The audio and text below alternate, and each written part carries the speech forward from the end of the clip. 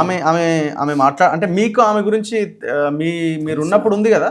నాకు తెలుసు అప్పుడు వాళ్ళు ఇద్దరు అంటే ఆమె ఒక పాయింట్ చెప్పింది.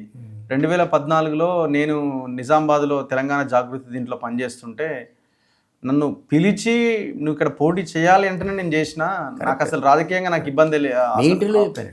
ఏం చెప్పానంటే అన్న చెల్లెలు ఇద్దరు కూడా సీట్లు అడిగారు. అప్పుడు నేను కేసీఆర్ నేను అడగలేదు అంటుంది ముందు పాలిటిక్స్ అండ్ పొలిటికల్ ఎంట్రీలో. ఓకే, ఇద్దరు అడిగితే ఆయన నన్ను అడిగాడు, దిలీప్ ఇద్దరు ఇస్తే ఉద్యమ పార్టీ కదా గొడవ అయితే ఇద్దరితో మాట్లాడి ఒకళ్ళనే చూస్ చేసుకోమంటే మీకు చెప్పావు సార్.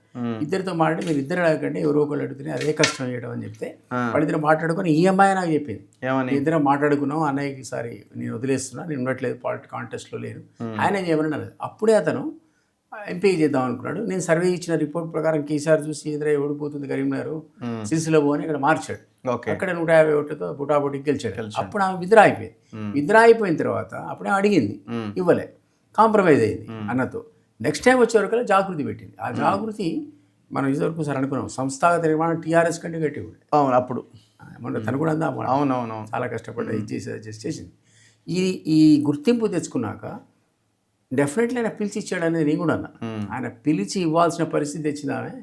అంత పవర్ఫుల్ ఆర్గనైజేషన్ క్రియేట్ చేసింది ప్యారల్గా అని చెప్తే నిజంగా కూడా ఆయన పిలిచి ఇచ్చాడు. అట్లా వచ్చింది ఆ ఎంట్రీ. సో కానీ ఆమె రావాలనుకున్నది మాత్రం 2009లోనే రావాలనుకున్నది. దాన్ని కాంటెస్ట్ ఇద్దామని పట్టుబడ్డది కదా.